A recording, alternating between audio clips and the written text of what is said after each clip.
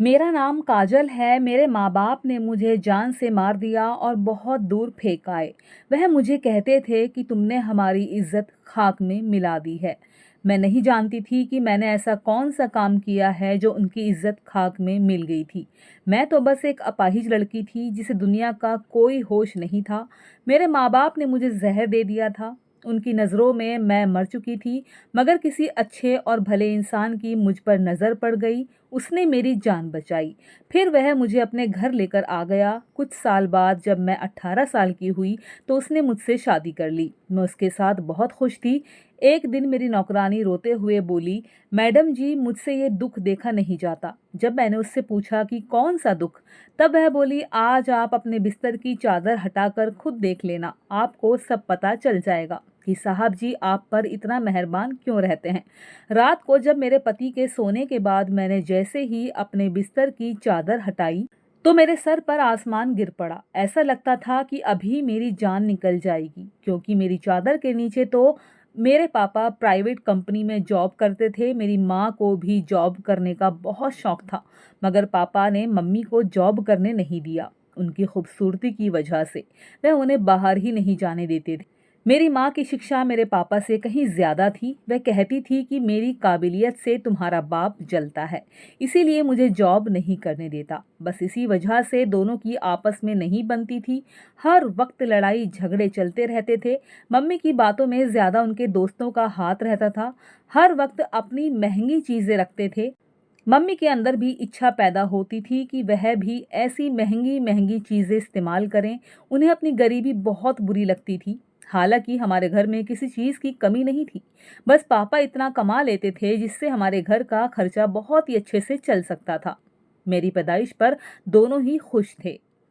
लेकिन जब उन्हें पता चला कि उनकी बेटी अपाहिज है, वह एक दूसरे पर इस बात का इल्जाम लगाने लगे थे। उन्हें तंदुरुस्त सेहतमंद बच्चा चाहिए था। मम्मी को अपने दोस्तों के सामने ये बताने में शर्मिंदगी होती थी कि उनकी बेटी अपाहिज है। दोनों मुझे पाप ही समझते थे। मैं सारा दिन रोती रहती थी।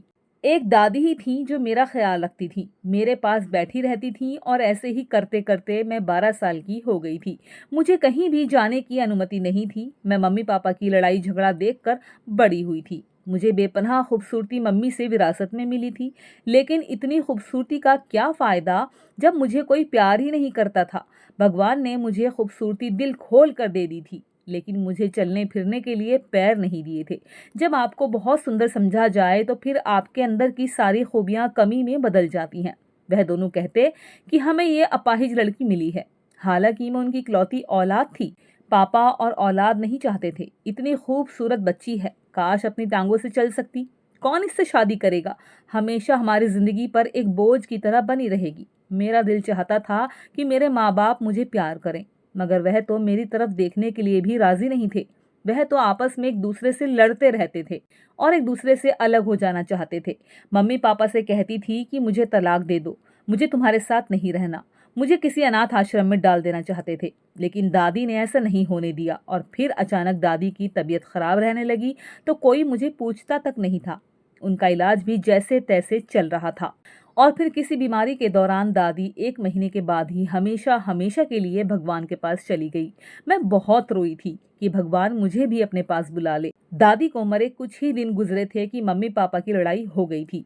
मम्मी अपना सारा गुस्सा मुझे मार मार कर निकाल देती थी। क्या पता मैं ठीक हो जाती। मम्मी पापा की गैर मौजूदगी में किसी आदमी से भी मिलने लगी थी। मम्मी ने मुझे सख्ती से मना कर दिया था कि ये बात मैं किसी को भी नहीं बताऊंगी। और फिर एक दिन मेरी मम्मी पापा में किसी बात पर बहस हुई। उसके बाद मम्मी मेरे पास आई और मुझे अपने हाथों से खाना खिलाने लगी। मैं हैरान हुई कि मम्मी को क्या हुआ है जो वह मुझे अपने हाथों से खाना खिला रही हैं। मगर मैं नहीं जानती थी इस खाने में जहर मिला हुआ है। खाना खाने के बाद जब मैं बेहोश हो गई और मेरे माँ बाप को लगा कि मैं मर चुकी हूँ, तब वह मुझे उठाकर बहुत दूर जगह पर ले आए थे। उस वक्त मेरी उम्र 14 साल थी। मैंने सुना हुआ था कि माँ बाप को अपनी औलाद से बहुत प्यार होता है। खुद को मुश्किल में डाल देते हैं, लेकिन अपनी औलाद पर आने वाली हर तकलीफ को दूर करने की कोशिश करते हैं। अपनी औलाद को सर्द गर्म हवा भी नहीं लगने देते। लेकिन मुझे मारने में मेरे माँ बाप के हाथ नहीं कांपे थे। उनके अंदर से शायद इंसानियत खत्म हो गई थी। वह अपना अपना सफर अलग कर लेना चाहते थे, जो कि मैं उनके इस काम में रुकावट बनी हुई थी। लेकिन मुझे मारने की क्या जरूरत है? वह मुझे किसी अनाथ आश्रम में फेंक देते। उन्हें लगा था कि शायद उन्होंने मुझे मार दिया है। कहते हैं ना कि मारने वाले से बचाने वाला बड़ा होता है। मैं तो मर गई होती अगर समय पर किसी भले इंसान ने मेरी जान ना बचाई होती। मैं अस्पताल के बेड पर थी। मैं बहुत हैरान थी। आज के दौर में कौन ऐसा करता है? मेरे तो माँ और पापा ने भी मुझे मरने के लिए छोड़ दिया था। वह मेरे लिए एक फरिश्ता था। उसने मुझसे मेरा नाम पूछा और पूछा कि तुम कौन हो और किसने तुम्हें जहर दिया है। मैंने कहा कि मेरे माँ बाप ने मेरे अपाहिजपन की वजह से वह मुझसे नफरत करते थे, मुझसे छुटकारा चाहते थे, इसीलिए उन्होंने मुझे जहर दे दिया। वह आदमी अच्छा भला खूबसूरत था। उसकी उम्र भी कोई ज्यादा नहीं थी। यही कोई 22-23 साल की उम्र का लड़का था। वह मुझे अपने घर ले गया। उसका घर बहुत खूबसूरत था। वह मुझे बहुत ही अमीर घर का लगा था। मैंने उससे पूछा कि आपके घर में कोई नहीं रहता? तो उसने कहा कि मेरा भी इस दुनिया में कोई नहीं है। उसने कहा तुम यहाँ रुक सकती हो। मुझे पहले तो बड़ी झिझक होती थी कि किसी गैर मर्द के घर में मैं कैसे रुक सकती थी, लेकिन फिर मेरे पास कोई दूसरा रास्ता भी तो नहीं था। मैंने कहा कि आप मुझे कोई काम दे दें। तो वह बोला, तुम काम करने के लिए इस दुनिया में नहीं आई हो। काम करने के लिए मेरे घर में बहुत से नौकर हैं। फिर वह मेरा बहुत ख्याल रखने लगा। समय यूं ही गुजर रहा था। मैं 18 साल की हो गई थी। मैं धीरे धीरे उसे दिल ही दिल में पसंद करने लगी थी। जिस तरह से वो मेरी देखभाल करता था, मेरी परवाह करता था, मेरे दिल में उसके लिए मोहब्बत पनपने लगी थी। लेकिन मैंने उससे कभी कहा नहीं था, क्योंकि मैं जानती थी कि उसका और मेरा कोई मेल नहीं था। फिर एक दिन अचानक उसने मुझे खुद ही शादी के लिए बोल दिया। मैं तो हैरान रह गई थी। उसके जैसा इंसान भला क्यों मुझसे शादी करेगा? मगर ये सच्चाई थी। उसने मुझसे कहा कि मुझे तुमसे मोहब्बत हो गई है, और मैंने भी उसकी बात पर विश्वास कर लिया। उसकी आंखों में उस समय मोहब्बत की चमक दिखाई दे रही थी। फिर उसने मुझे ढेर सारी शॉपिंग करवाई। उसने मुझे हर चीज़ लेकर दी, और फिर एक दिन उसने मुझसे शादी कर ली। मुझे तो ये सब एक सपने जैसा लग रहा था। क्या भगवान ने मेरी किस्मत में इतनी खुशियां लिख रखी थी? मुझे तो विश्वास ही नहीं हो रहा था। मैं उसके साथ बहुत खुश थी। अब मैं उसके घर की मालकिन थी। मुझे इस दुनिया में सहारा मिल गया था। मेरे भगवान ने मेरे जैसे अपाहिज को भी कितना अच्छा हमसफर दिया था। उसका नाम राज था। वह मुझे घर का कोई काम करने नहीं देता था। मैं रोजाना उसके लिए सजती संवरती थी। राज बहुत पैसे वाला है। मुझे अपने साथ ले जाते हुए उसे कभी भी शर्म महसूस नहीं हुई थी। मैं हर पार्टी में उसके साथ जाती थी। इतने हैंडसम इंसान ने एक अपाहिज लड़की से शादी कर ली। खूबसूरत तो मैं भी कम नहीं थी, मगर कहते हैं ना कि खुशियों की उम्र कम होती है। किसी की नज़र मेरी खुशियों को ना लगे। राज और मैं एक दूसरे के लिए काफ़ी थे। एक दिन नौकरानी खाना देने आई तो बोली, मैडम जी, मुझसे ये सब कुछ नहीं देखा जाता। मैं बोली, कौन सा? नौकरानी ने कहा, मैडम जी, आप रात को साहब के सोने के बाद अपने बिस्तर के नीचे ज़रूर देखना। मैंने पूछा तो बोली, मैडम जी, मैं कुछ नहीं बता सकती, नहीं तो मेरी शामत आ जाएगी। लेकिन आपको सब कुछ पता चल जाएगा। बस आप मुझसे मत पूछो, मैं आपको कुछ नहीं बता सकती। मैं अपनी नौकरी से अभी हाथ धो बैठूंगी, और पता नहीं साहब मेरी क्या हालत कर देंगे। हर एक बात का ध्यान रखना। मेरी ये बताई हुई बात सबको मत बता देना, वरना वो मुझे काम से निकाल देंगे। मैं तो रोटी रोटी के लिए मोहताज हो जाऊंगी। मैं हैरान रह गई थी कि मेरे पति की इतनी भरोसेमंद नौकरानी ये क्या बोल रही थी। मुझे बड़ी हैरत हुई। उस रात मैं अपने पति के सोने का इंतजार करने लगी कि आखिर ऐसा क्या है बेड के नीचे, जो मुझे आज तक नहीं पता चला कि बेड के नीचे क्या होगा। राज के सोने के बाद जैसे ही मैंने बेड के नीचे देखा तो मेरे पैरों तले जमीन खिसक गई थी, क्योंकि वहां हाथ से बनी 4-4 गुड़िया पड़ी हुई थी। उन सबकी टांगें टूटी हुई थी और उन पर सोया लगी थी। मेरे जैसी लगती थी। मैं बहुत डर गई थी। मेरा शरीर कांप रहा था। मैं सोच में उलझी हुई थी। मैं रात से पूछना चाहती थी, मगर उस नौकरानी का डर मेरी आंखों के सामने आ गया था। उसने मुझसे वादा किया था कि मैं किसी को कुछ नहीं बताऊंगी। वह कहती थी, मैडम जी, मैं आपकी शुभचिंतक हूँ, लेकिन आपने सबको बताया तो मुझे नौकरी से निकाल देंगे। मैं अपने छोटे छोटे बच्चों को कहाँ से रोटी खिलाऊंगी? मैंने अगली सुबह अपनी नौकरानी से पूछा कि बेड के नीचे 4 पुतले थे जो सुबह के समय वहां से गायब हो गए थे। तुम बताओ, मैं तुम्हारी कहीं बात किसी को नहीं बताऊंगी। वह बोली, मैडम जी, आपको नहीं लगता कोई आप पर इतना मेहरबान है? उसकी कोई ना कोई वजह तो जरूर होगी। आप पहली नहीं हैं यहाँ, और बहुत सी लड़कियां आई थी आपकी तरह। साहब ने उनसे भी इसी तरह शादी की थी, लेकिन वह लड़कियां फिर वह अपनी बात काट कर बोली, मैडम जी, आप बहुत मासूम हैं, आप सबसे बचकर रहें। मैं आपकी मदद करना चाहती हूँ। नौकरानी की बात सुनकर मुझे अपने कानों पर विश्वास नहीं आया। मैंने कहा, मुझे पहले ये बताओ उस पुतले से क्या होगा? वह बोली, मैडम जी, पहले भी मैडम साहिबा के पुतले रखे थे, मैंने देखा था। फिर कुछ दिन बाद ही वह मैडम मर गई थी। साहब ने कहा कि किसी को मत बताना। हम सबको भी बताने से मना किया। नौकरानी की बात सुनकर मुझे परेशानी ने घेर लिया था। मैंने उससे सलाह मांगी कि तुम ही बताओ मुझे क्या करना चाहिए। वह बोली, मैडम जी, आप यहाँ से कहीं दूर चली जाओ।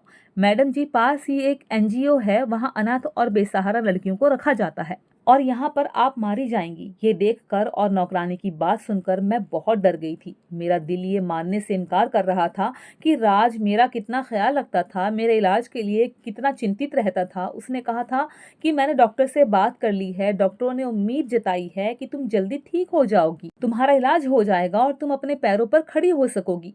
कोई मुझे इतना चाहता हो और फिर वह ये सब कुछ कैसे कर सकता है, मेरी जान ले सकता है। मुझे समझ नहीं आया कि मैं किसका यकीन करूं और किसका नहीं।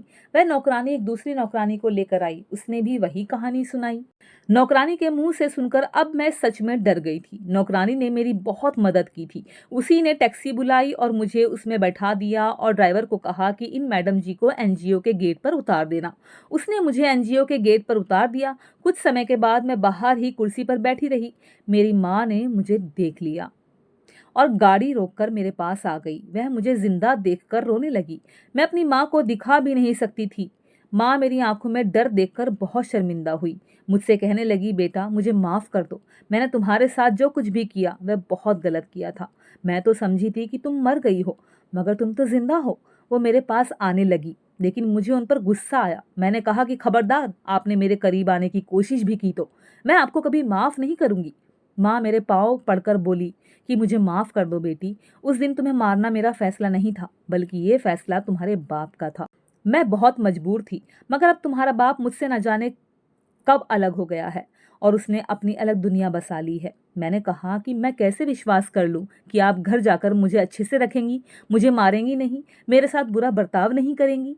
मेरी माँ रोने लगी और कहने लगी, मेरी बच्ची, मेरा यकीन करो, मेरी तड़पती हुई ममता को सुकून आ जाएगा, मुझे एक मौका दो। मैंने उनको गले लगा लिया और सुबक सुबक कर रोने लगी। माँ मुझे अपने घर ले आई। मैंने पूछा, पापा, और आपका तलाक क्यों हुआ? मम्मी बोली, तुम्हारे पापा का मेरे साथ रहने का बिल्कुल भी मन नहीं था, वह मेरे साथ रहना ही नहीं चाहते थे। उन्होंने धमकी दी थी कि अगर मैं तुम्हें मारने में उनका साथ नहीं दूंगी तो वो हम दोनों को ही मार देंगे। इसलिए मैंने इस डर से उनकी बात मान ली थी। लेकिन मैं मानती हूँ, मुझे इस कदर कमज़ोर नहीं होना चाहिए था। एक दिन तुम्हारे बाप ने दूसरी शादी कर ली। मैं तुम्हारे मामा के घर चली गई, लेकिन उन्होंने भी मेरा साथ नहीं दिया। सही कहा है कि मर्द दूसरी शादी तभी करता है जब वह अपनी पहली औरत से खुश नहीं होता। तुम्हारे मामा बोलते, तुमने अपने पति को खुश नहीं रखा, तभी उसने दूसरी शादी की है, इसमें तुम्हारी गलती है। और तुम्हारा बाप कहता था कि मैं अपनी नई पत्नी के साथ तुम्हें रखने को तैयार हूँ, लेकिन मैं तो उस इंसान के साथ रहना ही नहीं चाहती थी। मैं सारी सारी रात रोती रहती थी। मैं एक ऐसी माँ हूँ जिसने अपनी बेटी को भी जहर दे दिया था। मुझे एक पल भी सुकून नहीं आ रहा था। हर पल बस तेरा मासूम चेहरा नजर आता था। तुम्हारे पापा के साथ मैं रहना नहीं चाहती थी। मैं पहले दौलत के लालच में थी। वह जो तुम्हारे पापा का दोस्त था, उसने भी मुझे धोखा दिया, लेकिन मैं समझ गई थी कि कोई भरोसे के काबिल नहीं होता। मेरे तलाक के बाद वह भी मुझसे शादी करने के लिए राजी नहीं था। मैंने नौकरी की तलाश शुरू कर दी। जब मैंने नौकरी करना शुरू कर दी, तब मुझे एहसास हो गया कि मैंने क्या किया है। सारी उम्र तुम्हारी कदर नहीं की, तू मेरी औलाद थी।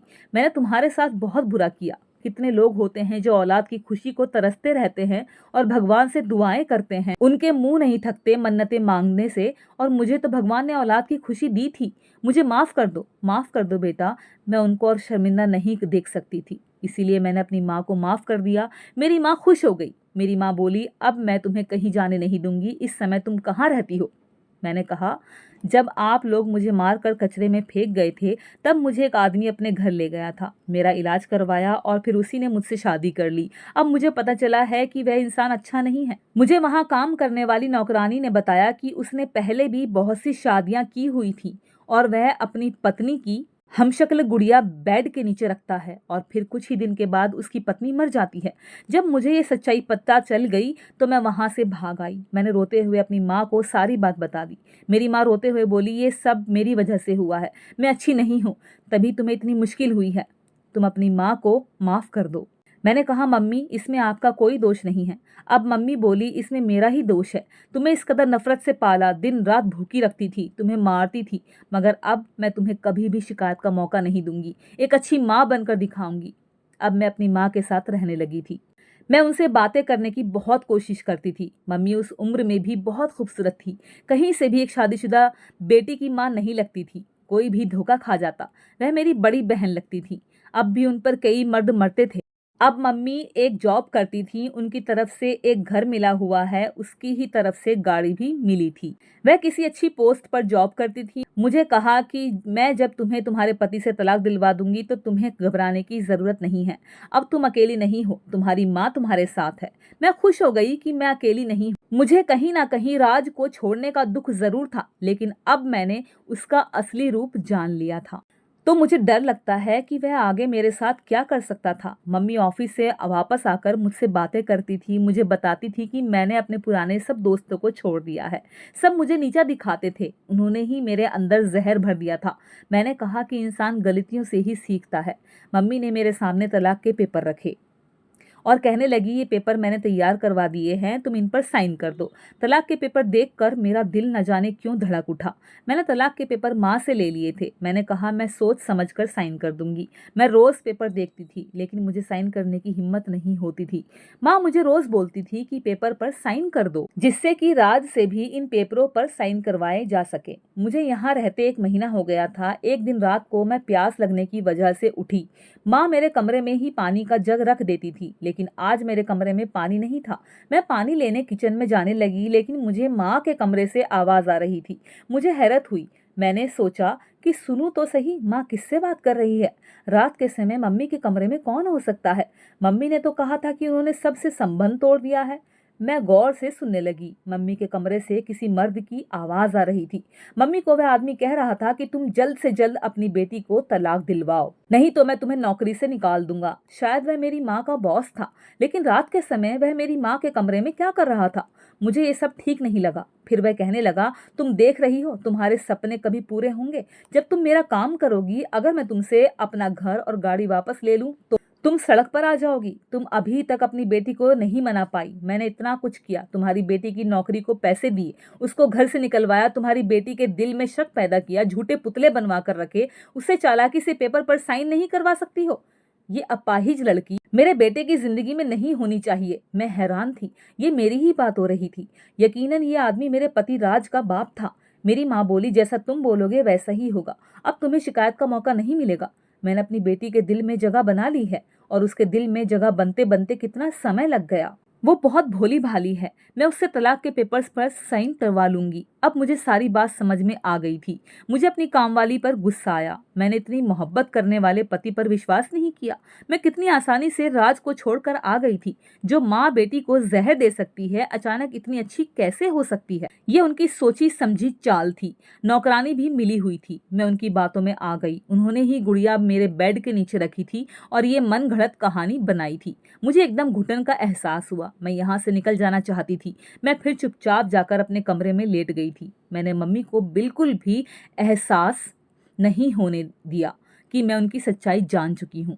अगले दिन जब मम्मी ऑफिस गई तो उनकी नौकरानी मुझ पर नजर रखने के लिए आ गई। वो हमेशा मेरे साथ रहती थी। पहले मुझे नहीं पता था कि वह मुझ पर नजर रखती है, लेकिन जैसी माँ ने हकीकत बोली थी, मुझे पता चल गया था ये मेरी माँ की खास नौकरानी है और मुझ पर नजर रखती है। मैंने उससे कहा कि मेरी मदद करो, मैं तुम्हें मुंह मांगी कीमत दूंगी, मुझे मेरे पति के घर ले चलो। मेरी माँ बिल्कुल भी अच्छी नहीं है, उन्होंने बस मेरे सामने अच्छा बनने का नकाब चढ़ाया हुआ था। मैंने कहा मुझे तलाक करवाना चाहती हैं, मेरा घर बर्बाद कर देना चाहती हैं। मेरा घर बर्बाद करने के बाद अमीर आदमी से शादी करके सेटल होना चाहती हैं। तुम मेरी मदद करो, भगवान तुम्हें इसका फल देगा।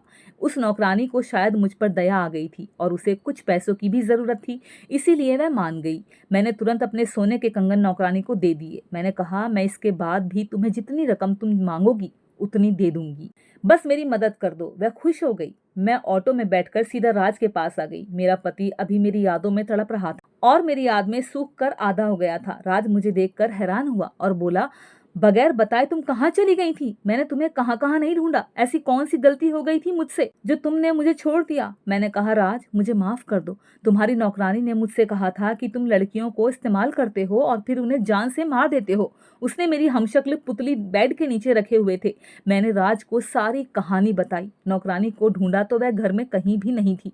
राज को तो कुछ भी पता नहीं था। जब मैं घर छोड़कर गई तो उस नौकरानी ने ही राज को बताया था कि वह अपने माँ बाप के पास चली गई है। उसने राज से कहा था कि तुम्हारी पत्नी अब कभी वापस नहीं आएगी, वह कभी नहीं आएगी।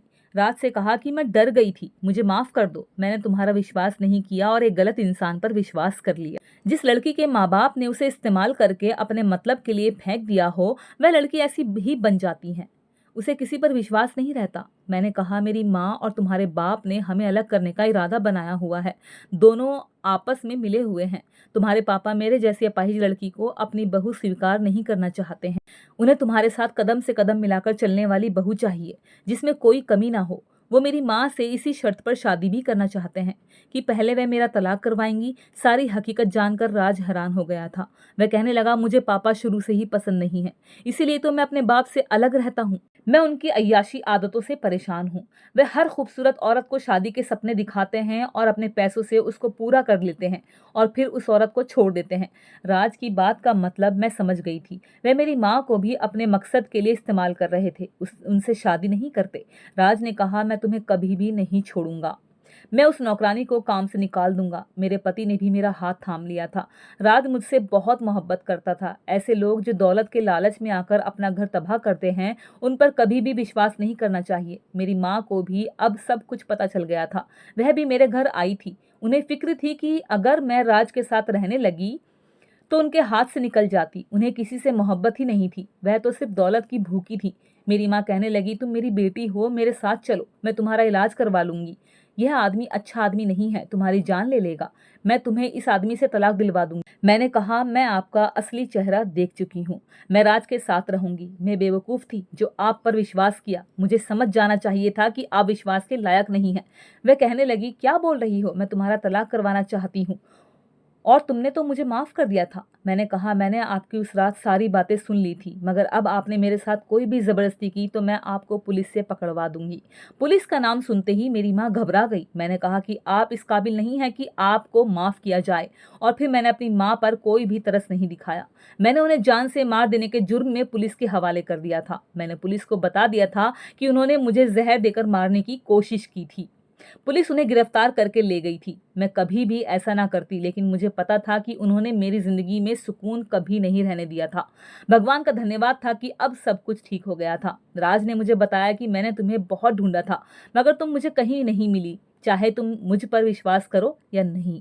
मगर मैं सच बोल रहा हूँ, माँ बाप दोनों ही गलत इंसान थे। मैंने राज से माफ़ी मांगी क्योंकि मैंने उस पर विश्वास नहीं किया था। अब हम दोनों खुशी खुशी रह रहे हैं। मैं राज के साथ अपने इलाज के लिए बाहर आई थी। डॉक्टर ने ऑपरेशन को बताया था कि इसके बाद ये चल फिर सकती है। राज मेरा इतना ख्याल रखते थे कि मैं भगवान का जितना धन्यवाद करती थी उतना कम था। ऑपरेशन के बाद मैं धीरे धीरे बिल्कुल ठीक होने लगी थी, अपने पैरों पर चलने लगी थी। इस समय राज ने मेरी बहुत मदद की थी। मैं भगवान का जितना धन्यवाद करूं उतना कम है कि उसने मुझे इतना प्यार करने वाला हमसफर दिया।